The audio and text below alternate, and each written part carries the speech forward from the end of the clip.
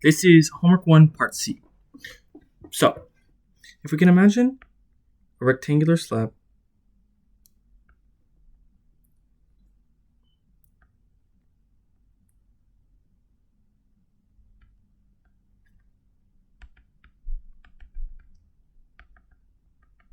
where one end of the slab is perfectly insulated and the other end is not, and it's exposed to air. So we can say initially, the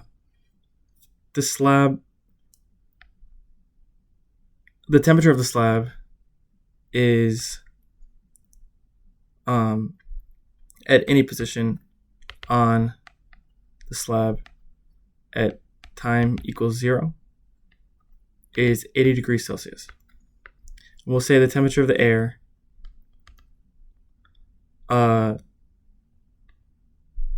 at any position x time equals 0 will be 20 degrees Celsius.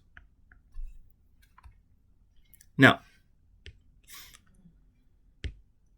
to determine our heat flux, our heat flow, we know that there's conduction from the two plates of the rectangular slab and convection from the air.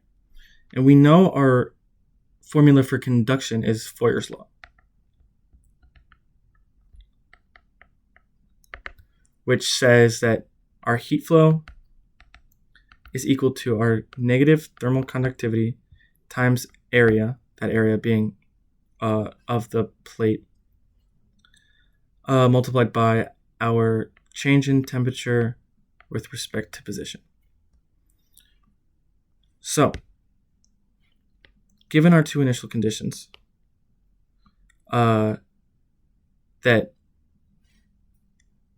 the temperature of the plate, of the right plate, is 80 degrees at the start, and then the temperature of the air is 20 degrees, let's define our boundary conditions.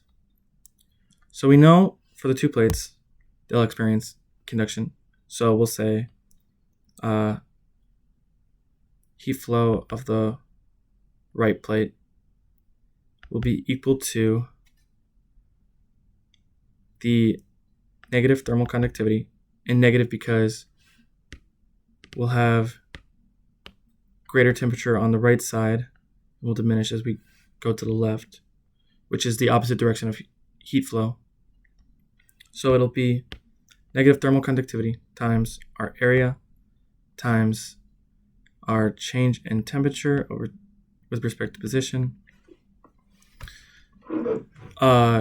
at x equals L. And we'll call the length of our slab, we'll say x equals L here and x equals 0. And then for our left plate, we'll have heat flow of the left side is equal to our negative thermal conductivity times our area multiplied by the change in temperature with respect to position at x equals 0. So, because the plate is perfectly insulated, we know that it will not gain any heat. And we could say that our heat flux will be 0.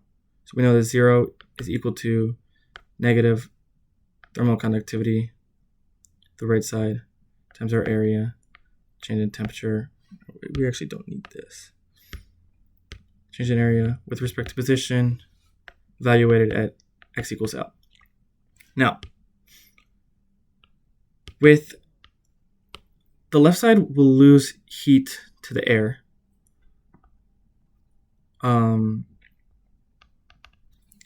And our formula for heat loss from convection is actually different than conduction. And that looks like this. Heat loss from convection is equal to the change in temperature. So we'll say temperature of the right plate, temperature of the left plate, minus the temperature of the air, multiplied by our height and our area. So overall, I'll equate our heat transfer equation will look something like this. Q equals our height times area, and we'll say temperature of some distance, we'll say T infinity to represent just the temperature of the wind as it's undefined, minus the temperature of our left surface. So that would be at x equals 0 at some time t, which is equal to, again, since we have perfect insulation here, it'll be all of the heat will flow. So that'll be equal to the conduction from the right plate. So that is negative thermal conductivity times our area times change in temperature over change in position, evaluated at x equals 0. So if we plot this on a graph where the y-axis is temperature and the x-axis is position, we'll find something like this. So here is our perfectly insulated plate. So we'll say Q conduction at x equals L, and then this will be our left plate. So Q conduction x equals 0, and then this is our air. So Q convection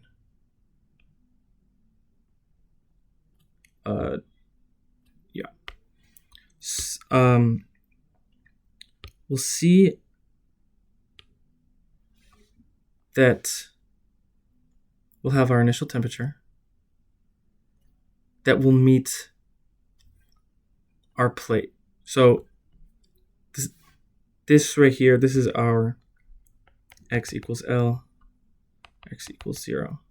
So at this x equal L, we will lose heat until we get to the x equals 0 by conduction. And that'll look something like this. And then again, we'll lose heat from convection by the air. It looks something like that.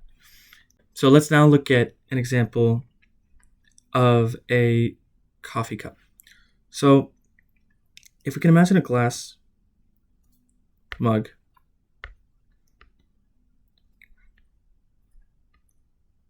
with coffee inside and an insulating sphere around it, such as this,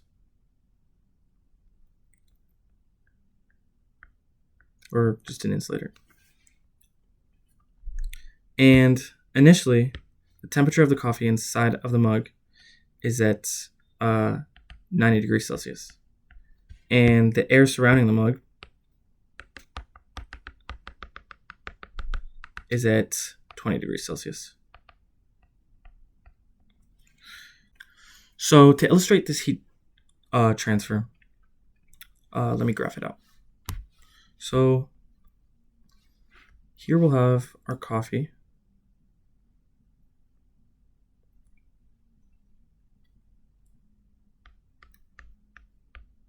Which we know is at 90 degrees Celsius.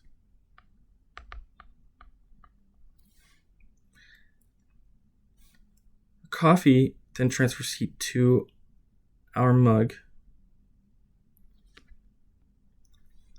which transfers heat to the insulator. The insulator will just lose all the heat out to the air, which we know is at 20 degrees Celsius. So, at a constant temperature, our heat from the coffee to the mug will remain constant.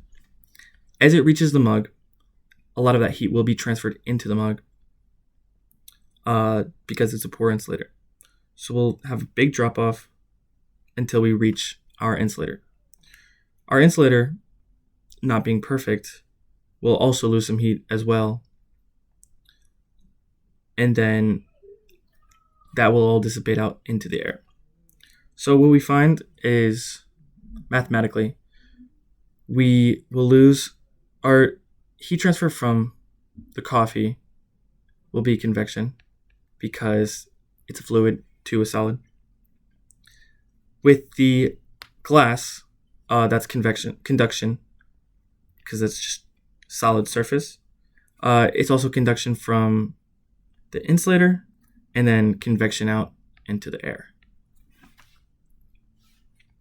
So if we label our temperatures, so our initial temperature being 90 degrees here, we'll say at our glass will be TG for glass, and then at the insulator will be TI for insulator, and then actually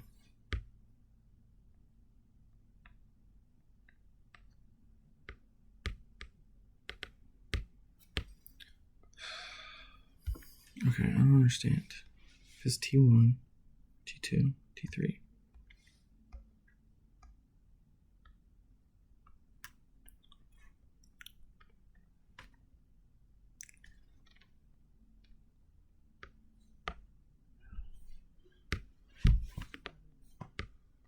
So if we label all of our temperatures, let's call this T1, T2, T3, and then our T infinity, like in the last problem, would be our 20 degrees Celsius.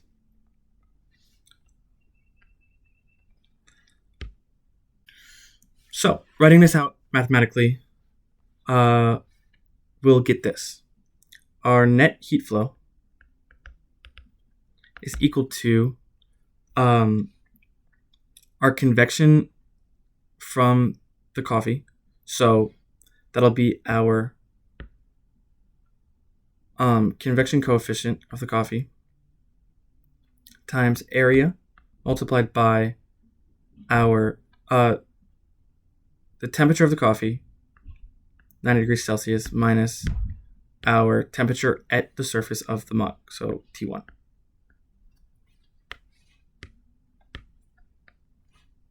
We'll set that equal to our conduction.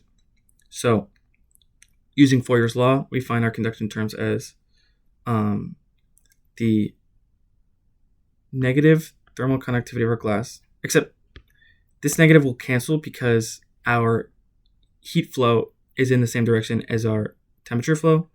So that'll be a positive term.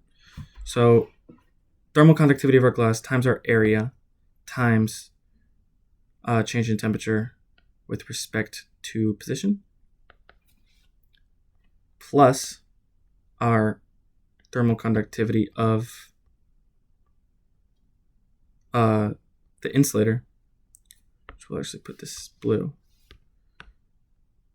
Also, I want to note that the heat loss here is concave up because as we move farther out, as our radius of the cylinder gets bigger, our area will increase as well, meaning our heat transfer will be more spread out.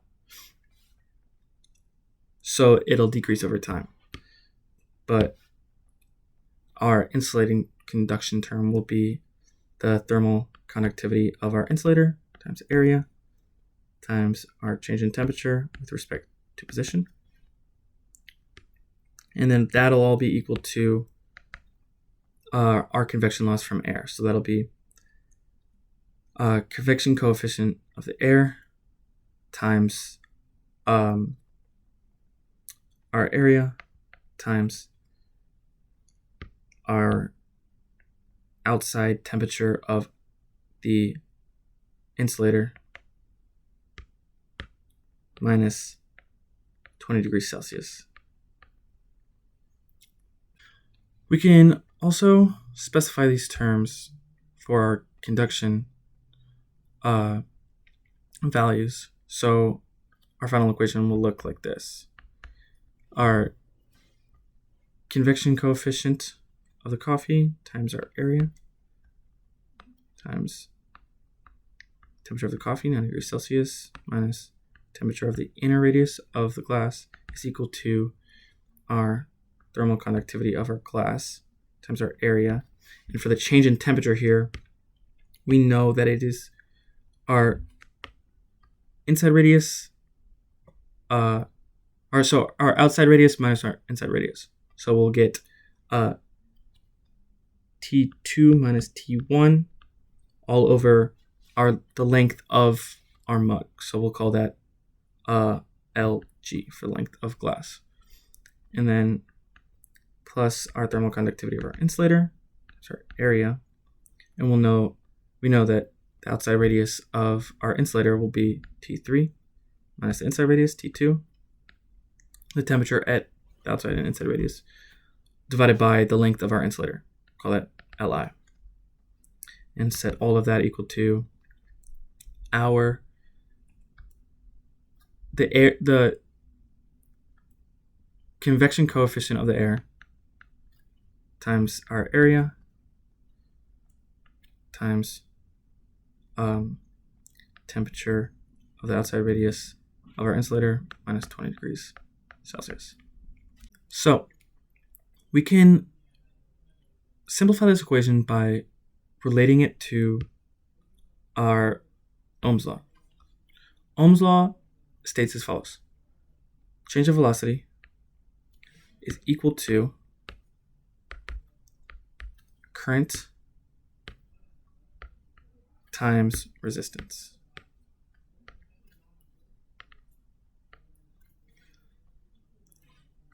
So how this works is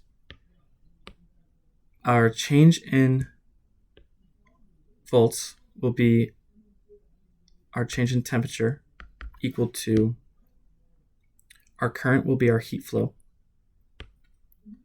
Q, times our thermal resistance. So we'll have to define our thermal resistance. This will be different for our conduction and convection. So with our Ohm's law analogy, our equation for conduction will be updated to something like this.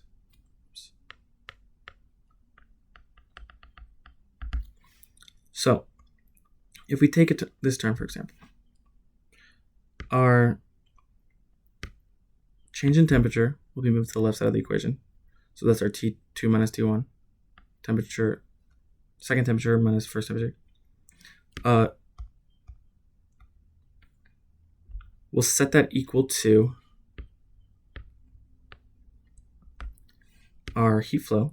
So what was before on the right side of the equation, heat flow by conduction, times our thermal resistance. And our thermal resistance will just be the remainder of the terms. So we will get if we shift this side of the equation over to the left, we'll get our length divided by thermal conductivity times area. For our convection terms, using the same logic, we'll get our change in temperature is equal to heat flow times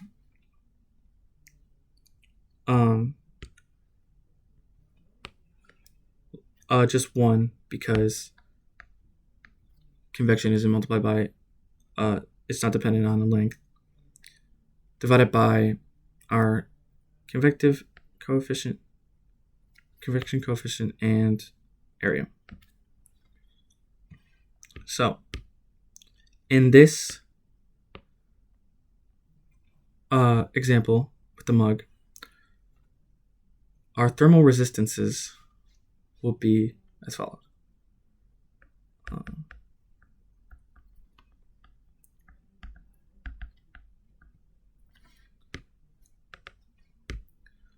for our coffee,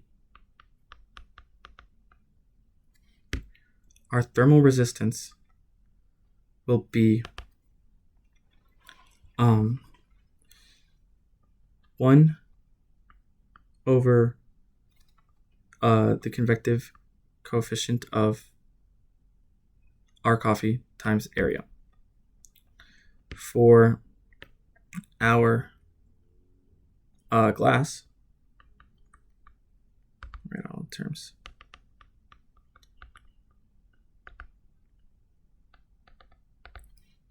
For our glass, we'll get length of our glass divided by thermal conductivity of the glass times area.